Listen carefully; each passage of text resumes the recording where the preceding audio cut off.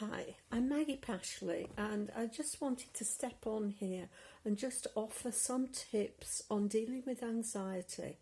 And as I speak, we are in the second lockdown in Ireland, and it's been quite a turbulent year on many levels, or very uncertain year at least. And obviously, in many people, it's led to quite a lot of anxiety in their lives, whether it's anxiety about how to how to stay safe, anxiety about how to keep their business going, anxiety about their family, and all sorts of things. And the ability to be able to plan our lives has been very affected by decisions that are out of our control, really. And so I just wanted to talk a bit about how I've worked with, well, my own anxieties, and also how I've helped clients deal with their anxieties.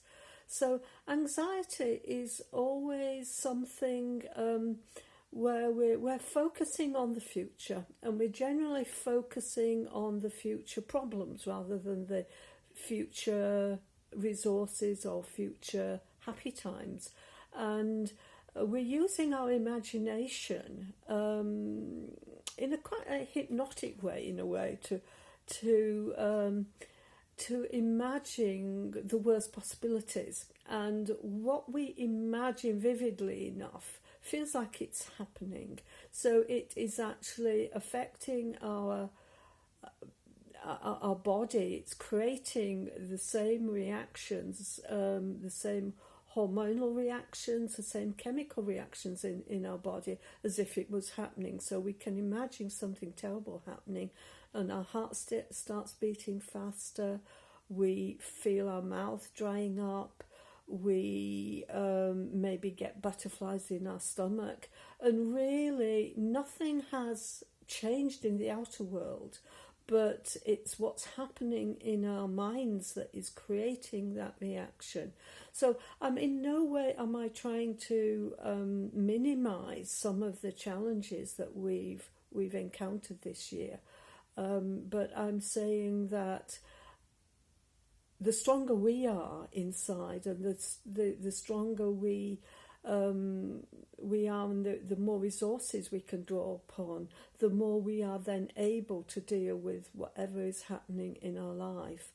And how I see anxiety, as I said before, it's imagining the future, and imagining problems in the future. And how I see it, it's a little bit like we have this inner focus, and we're focusing on the problem. So when we focus on the problem, that's all we see. And I believe what we need to do is to begin to open up that vision. So we're not as tunnel visioned. And when we're not as tunnel visioned, we can see much more. We can see more possibilities. We can see more inner strengths that we can draw upon. We can put things into context. And while the things outside may not have changed, we have changed. And we feel stronger and calmer in the midst of whatever's going on for us. So let me talk you through some of the simple tips that I think are useful. So I think a very, very simple tip is just to take some deep breaths in, because when we are anxious, our breath becomes shallower, our breathing becomes shallower, our breath becomes more rapid, and we react as if there is literally like a tiger in the room. And in that place, we are not designed to think straight, we're designed just to react. And when we become very reactive, then we get more panicky and we go round in a vicious circle. So just being able to take some slow, deep breaths in, just take a moment out and go, okay, this is happening. And maybe even acknowledging what's happening, because trying to fight it doesn't really work. So just going, okay, my stomach is feeling some butterflies right now. And just standing back a little bit, maybe even trying to broaden that focus. I was mentioning about, the tunnel vision, and there is a technique called peripheral vision, and so and what we're doing there is we are focusing on a spot in front of us and just softly focusing on that spot in front of us. And while we do that, we then become more and more aware of what's around us, so we can still focus on that spot in front of us, but we can become increasingly aware of what's to our sides. And as we do that, we are broadening our vision and our focus. So you might want to just try that now. So pick a spot in front of you and take some nice slow deep breaths in. That's good.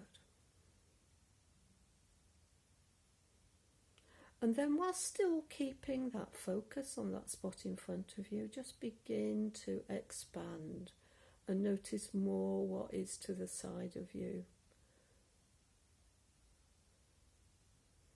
And you might even want to put your hands out to the side, some distance away from your head, and so that you then become aware of your hands as well as focusing on the spot in front of you. That's good. And you can even then imagine bringing that awareness so that you can begin to notice or sense what's behind you.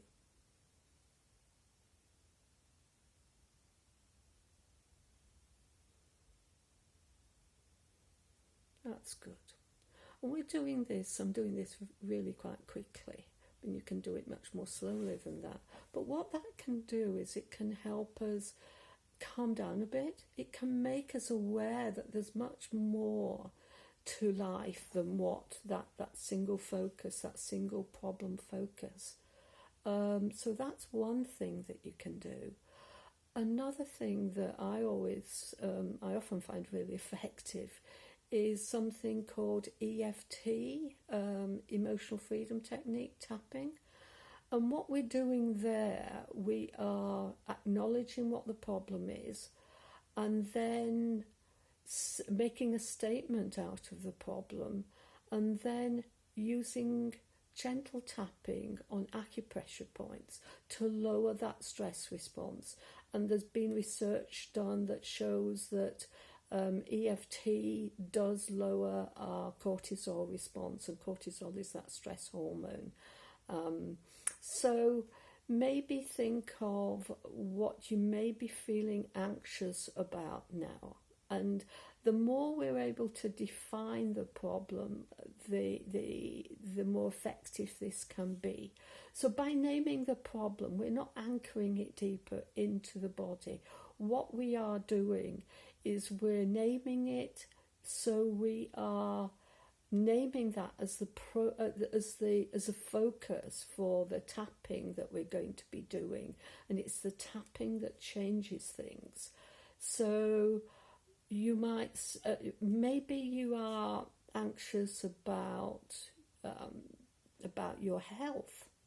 Maybe you're anxious about your income. Maybe you're just simply frustrated. So you say whatever it is. So I'm just going to do a very generic thing and say, even though I feel this anxiety, that's not the best, because the more specific we can be, the better. And sometimes it can be good to name what part of the body is letting you know that you're anxious. So it might be, even though I've got this tightness in my chest or these butterflies in my stomach. And then we say an acceptance phrase at the end. So it could be, even though I've got these butterflies in my stomach, I love and accept myself. Or even though I've got these butterflies in my stomach, deep down I'm okay, something like that. So we begin by tapping on the side of one of the hands. It doesn't matter which hand it is. So just first of all, I'd like you to just maybe measure how strong that feeling of anxiety or frustration or whatever it is within you. Give it a personal measurement on a scale of 0 to 10, with 10 being as strong as it can be and 0 being absolutely nothing, in which case you probably won't need to do this. And then we can use that to measure the impact of what we've done once you've done it. So even though I have this anxiety, so I'm just tapping on the side of my hand with my other hand, doesn't matter which hand, so it can be like this or it can be like that, whatever suits you. So even though I have this anxiety, I love and accept myself. Even though I have this anxiety, I love and accept myself. Even though I have this anxiety, I love and accept myself. So you say it 3 times, and then you take a part of that original statement as a reminder of what you're focusing on, and you tap on the remaining points. So this anxiety, top of the head. Eyebrow rate meets the bridge of your nose, the end of the eyebrow. This anxiety. Side of the eye. This anxiety. Under the eye. This anxiety. Upper lip. This anxiety. The groove in the chin, so not the end of the chin, but that little dip there. This anxiety. And the collarbone point, so just diagonally underneath one of those points of your collarbone. This anxiety, or you can even do both. This anxiety. And under your arm, about 4 inches down from your armpit, and you can either do it like this, or you can do it what I call like the scratchy dog, the itchy dog, so whichever way. And you can keep on doing it. You know, you may find that it's come down, or you may want to do a few rounds of this. And just keep repeating that original reminder phrase, this anxiety. And then you can take a deep breath in and then measure what it is, what that feeling is. And you may find that it's changed. You may find that you don't feel anxious, but you might feel something else. You might feel sad. You might feel frustrated. You might have started off with a feeling in your stomach, and then you might notice you've got more of a sensation in your shoulders. And if that happens, then you just change that setup phrase and the reminder phrase to acknowledge that. So even though I've got this tension in my shoulders, and in a way it's quite good that if things move from one place to another, because at least it shows they're not stuck, that things are moving.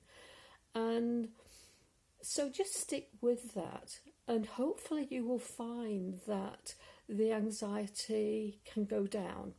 And even if it doesn't go down to 0, it can become more manageable. If it's more manageable, that makes a huge amount of difference.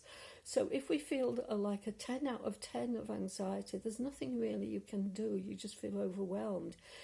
If you feel 7 out of 10, then you at least you're beginning to feel that there's a little bit of sort of inner resources coming through. And if you've got 3 out of 10, then it becomes much more manageable. And you also can have a delayed reaction. So you might do tapping, and then you might notice a difference, maybe a few moments later or an hour or so later. But it's about persevering. It's about not just doing one round and thinking, oh no, that didn't do anything.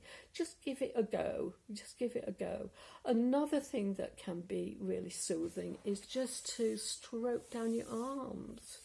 And this can really just help us. It's a kind of form of self-soothing, of letting go. So you can stroke down your arms, you can stroke over your head, you can stroke your hands. See how that works. Another tip can be to actually think of something, think of a situation where you feel, where you just can feel that there's no pressure on you, or some situation that where you can really feel a sense of peace, even if it's drawing on something on the past, maybe it's an activity you enjoy, such as walking, such as playing music. And actually give yourself 10 minutes, quarter of an hour away from whatever's bugging you, and just choose to say, okay, for this 10 minutes, I'm just going to put that problem on one side, and I'm just going to allow myself just to focus on whatever activity it is in your mind, in your imagination, and just be within that state. You might even want to put some of your favourite music on, because again, what you're doing then, you are drawing on your inner strengths, because again, you're using your imagination, but you're using your imagination in a way that is working for you, that is strengthening you, that is rejuvenating you. So you can do that. And then sometimes when we come back to whatever the problem is,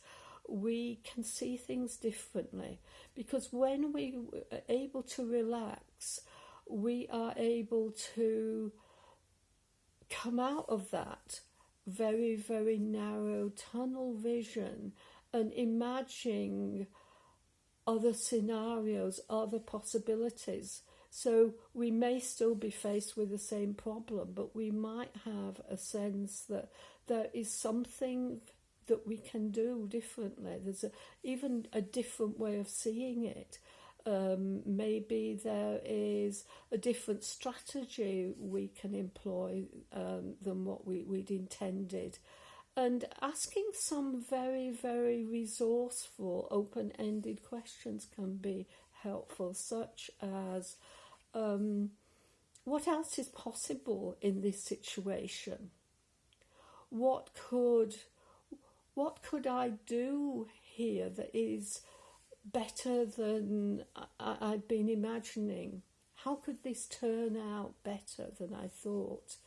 And by doing that, we're not looking for an immediate magic wand of any kind, but we are just sending an invitation questionnaire out to look for different things, to be aware of things that we hadn't noticed, different ways of being that, or different actions we could take that could make things easier. And that can be very, very helpful. And another thing I think can be important is to be aware that some of what we may be feeling may not even be ours. It can be things that we are picking up, like the collective feeling of anxiety which is around a lot at the moment. Or maybe there's somebody in your family or a friend who is very, very anxious, and you're picking up on their anxiety. So something that I do is sometimes to question whether all of what I'm feeling is indeed my anxiety, or whether it may be somebody else's. And a phrase that I like to use is, any of this feeling that isn't mine, any of this anxiety or any of this frustration that isn't mine, I now return to sender with consciousness attached, and just be ready to let go of that.